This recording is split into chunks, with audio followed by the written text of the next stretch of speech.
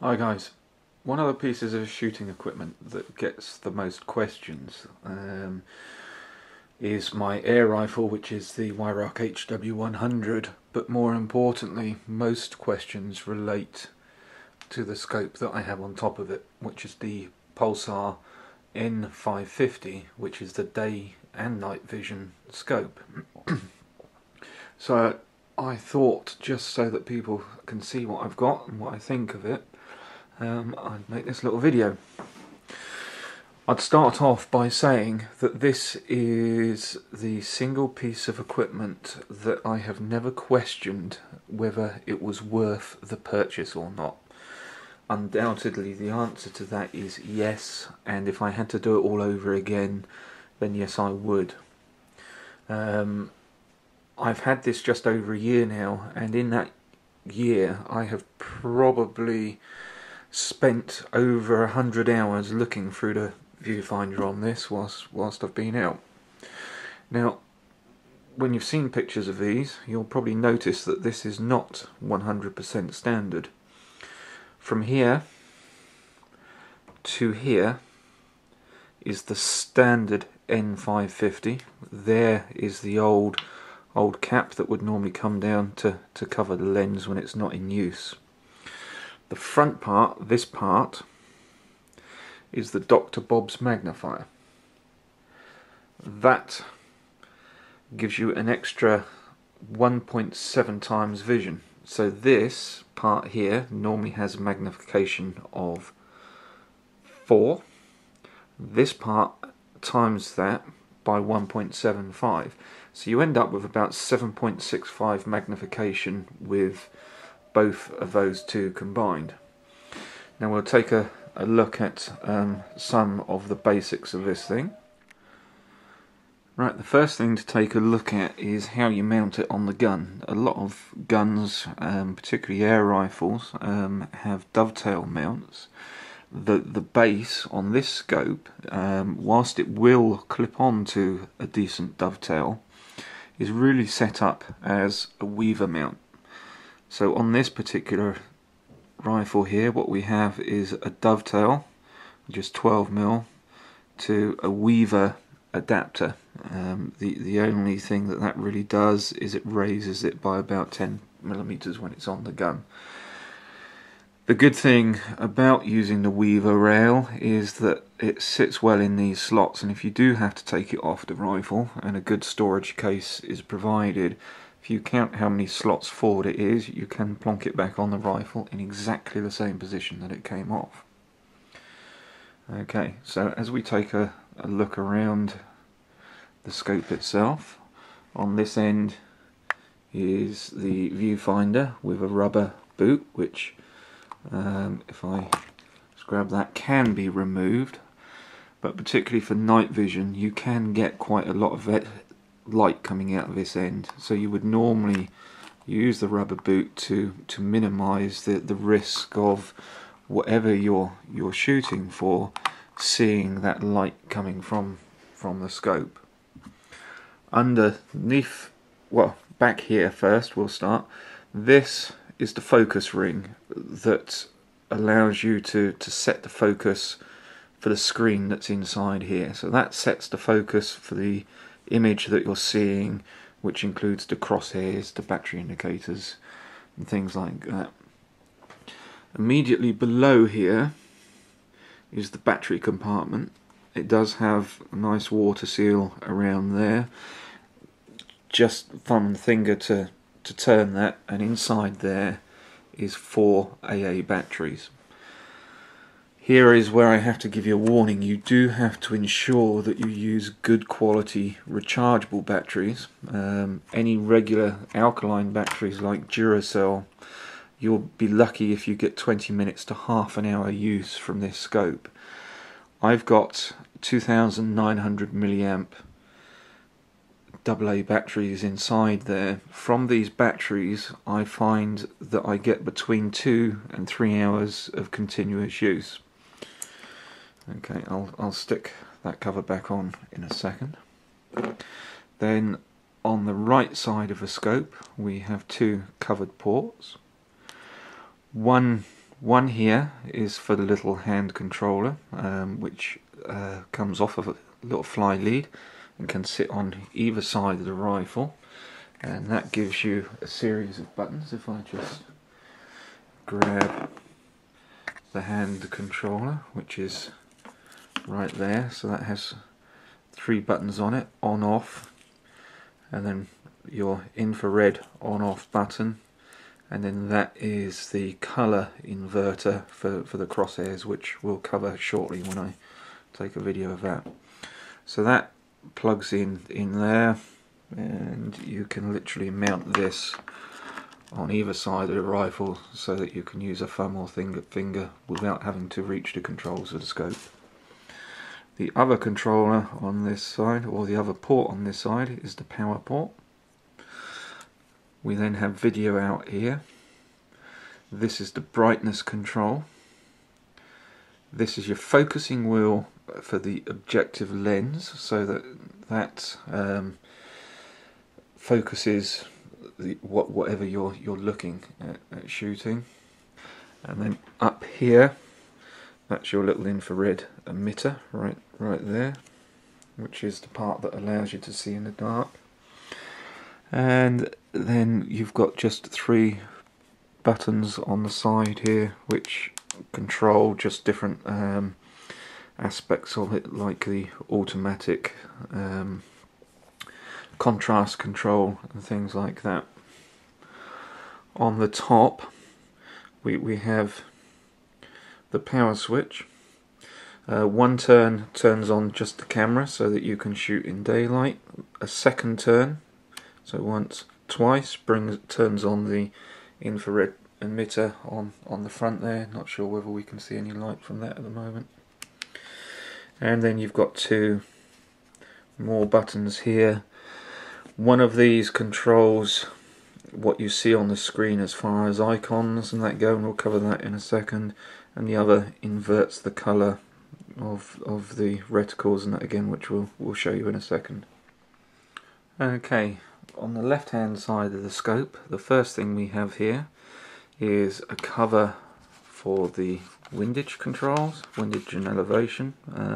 This one button does both, so it's a push and turn. So pushing it selects either windage or elevation, and then the rotation allows you to make the adjustments. Again, we'll cover that when I take some screenshots in a second.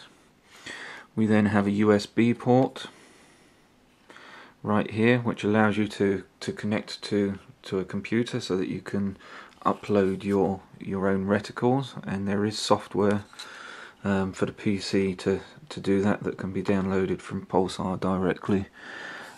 We've got forward and back and a menu button here which allows you to do things like set the time, set the reticles, what you want to use, things like that.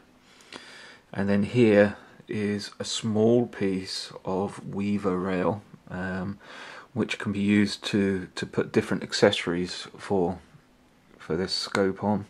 And obviously these are the nuts that mount the scope to the rifle, in this case to the weaver rail.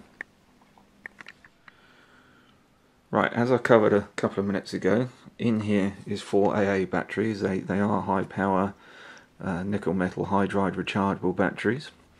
They generally run this scope for between 2 and 3 hours.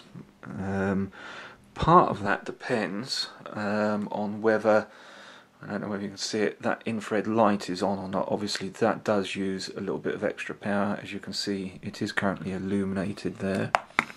There's the lens cover on the front. So this illuminator here is what they class as in the 800 range. So when you look in the end of here in the dark, you will see a very faint red glow coming from that, and anything that you're aiming at could see that red glow as well. In most cases I found that rabbits and things like that take no notice of that red glow, but if you've got really skittish rabbits where you are, they might get to notice what that little red dot is in the distance, and as soon as they see it disappear. So if we take a look at the other side of the rifle, that accessory rail there that I showed you a second ago, it is possible to put extra infrared torches on there. You can get those in both the 800 and 900 range, 800 being visible to the human eye, 900 range being invisible to the human eye. There's two reasons for having that. One, they may be higher power than the inbuilt one, so if you're shooting off to a distance, then a higher power torch may be better.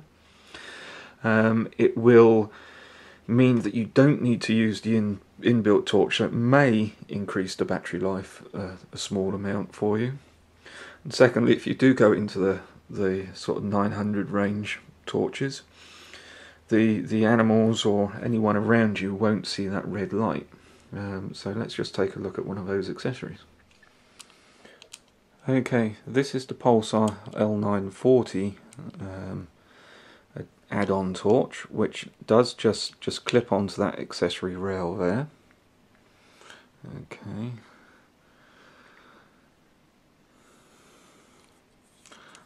Two AA batteries on the back. Again, good quality. Rechargeable ones will give you the best use. Rotary wheel for how bright you want it, so that's an advantage over the inbuilt one, is you can control how much power you have, and then there's an on-off switch right there.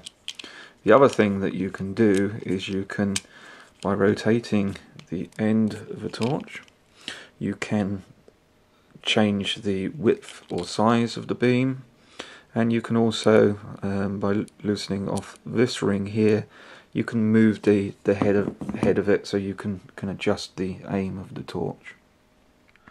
One of the other accessories that I have that can be clipped onto that accessory rail as well is this, which is an external battery pack. It's rechargeable again, nickel metal hydride. It's got a flyer that comes off on this side and plugs into the power port there. Between the inbuilt batteries and this battery, you should be able to get in the region of about 7 hours total running time. It's not unknown for me to go out for up to 7 hours in a go. There is an extension lead that goes on here, so you can either clip this on the side of the rifle as it is here, bearing in mind that you are adding extra weight to the rifle all the time, or if you really must have the torch on, then it's possible to put this into a pocket out of the way. Whilst we cover weight here, this scope is quite a heavy scope, as is the choice of rifle. So the scope and the rifle together weighs 13.5 pounds. Okay, so let's talk about the main uses of this scope.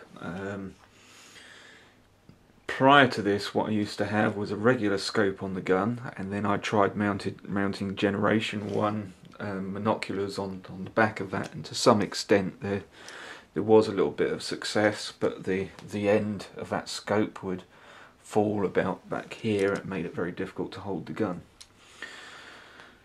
This here, once it's on the rifle, you have a normal viewing position as you would do with a normal scope. There is a little bit of flex there, so that you can push your eye against that and get a really good view. The advantage of this over a Generation 1 night vision unit is that it can be used in both day and night. So when you're out shooting in the daytime, literally leave the infrared emitters off, and we'll show you a video now of this being used in broad daylight. It's about 7:30 in the evening, midsummer, sun is out.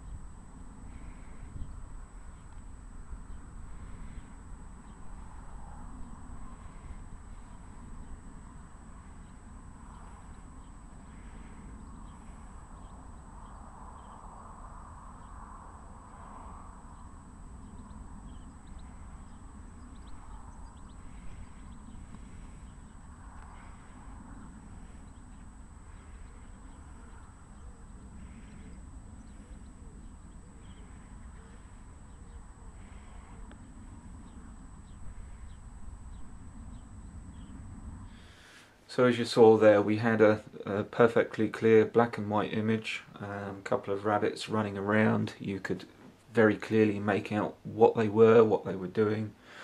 You could quite clearly see the crosshair and a few other details on the screen. And as I say, that was in broad daylight, so no problems there. Now let's take a look at a nighttime shot. This was taken on the same evening, just later in the evening after the sun had disappeared. There was no moon. It was completely dark. Just a little bit of ambient lighting from what I would class as city lights. Let's just take a look at that now.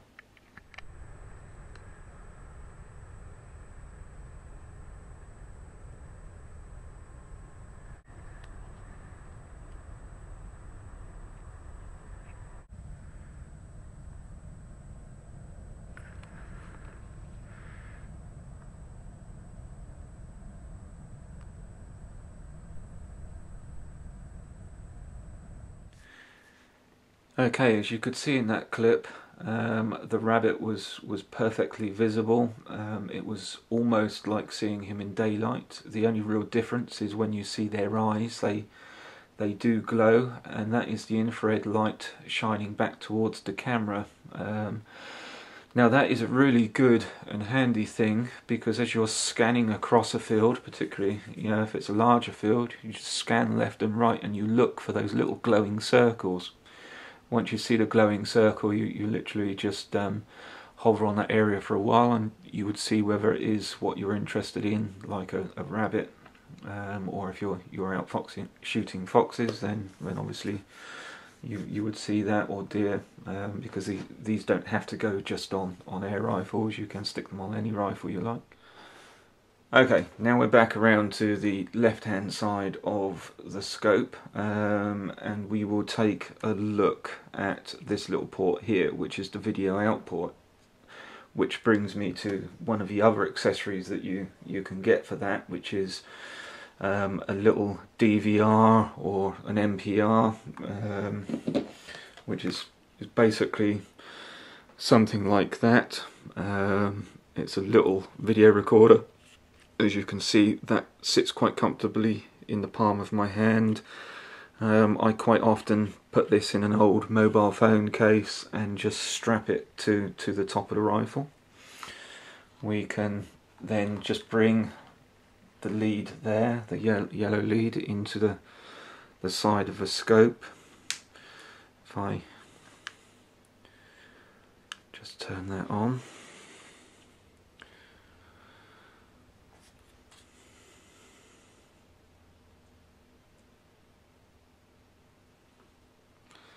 Okay, not a very good image from the rifle, but what you will see there is there's the crosshairs in the center and the little battery indicator in the top right, and some just the time down here, along with some just other information about buttons that are pressed on the side of a machine.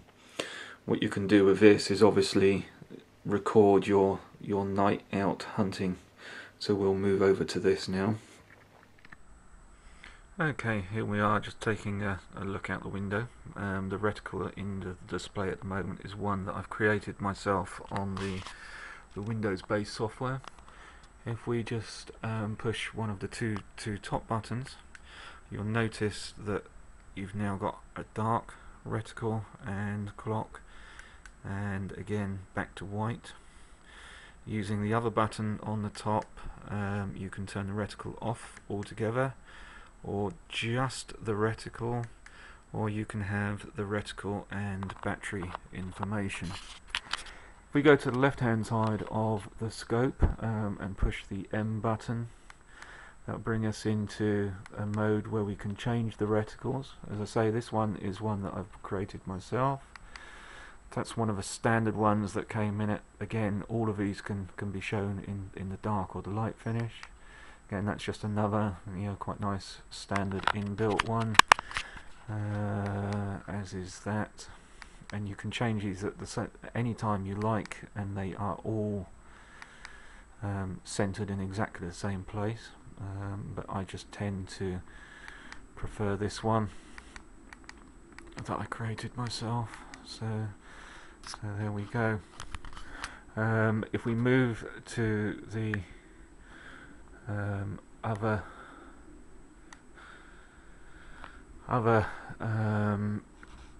cover for the elevation control, then we'll take a look at how you can set that. So if we push it once, you'll notice that you've got the up and down arrows in the top left hand corner, and at the very bottom in the middle of the screen you've got the X and Y axis. If you remember the numbers that is set on, that will help. If you push the button again, that will change the arrows in the top left corner, so that you're changing the windage on it. So it's quite easy to change any of those controls. Again, you would use this wheel if you're going to use the one shot zero, which will cover a couple of hints on that in a second. One of the big features of this scope is the ability to take it off of the mount really quickly and put it onto another rifle. And to make that easier, one of the things that it features is one shot zeroing, and just to cover that, we take a target, which we could use for zeroing. You would aim for the dead center, the bullseye, and if when the bullet hits the target, if it's off, say up here, what you would do is you would then aim at this point, and you'd move the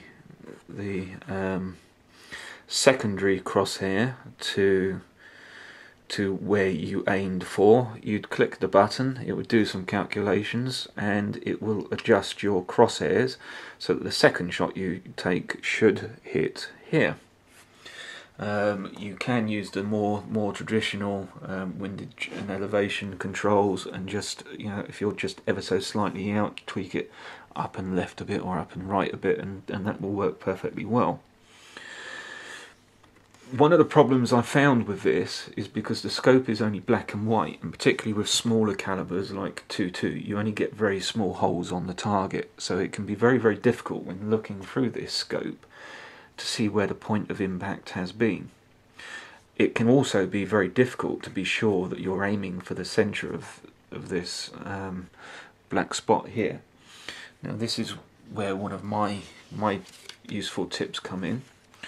What I've got here, this is just a roll of standard automotive reflective paint, tape. What I do is I cut off a very small section of that, just enough to cover the bullseye, and then I place this at the 25-30 yards or whatever distance I want to zero in at. I pin it against the tree, and when it's just before dark, I turn the infrared emitter on, and that centre spot will glow just like the rabbit's eyes that you saw in the little video clipping a little while ago. So you take aim at the centre of that glowing spot, you fire, and when you go and inspect the target, if you find your bullet has landed up here, you would put a second piece of reflective tape over that hole, so that when you go back and you look through the scope, you will now have two glowing dots on the target. You would then use your one shot zeroing to aim at the two centre points of those two glowing dots. You'd then take a third shot, and hopefully that would land through the centre. Another thing, every time I go out shooting with this, I normally take just a small piece of this tape and I apply it to the centre of a standard sheet of A4 paper. I place it roughly where I think I'm going to be shooting distance wise, and I will take one or two shots at it just to check the zero, and that is the fastest way of doing that, and that is probably one of the best tips I can give you for getting really fast zeroing on your scope. Okay, so before we conclude, we'll just take one last close-up look right the way around the outside of this scope.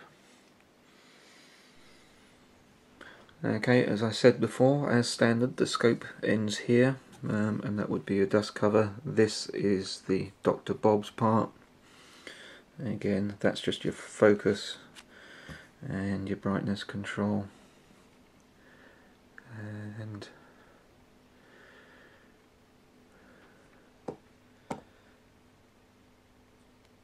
again, and we'll just take a quick look at the other side.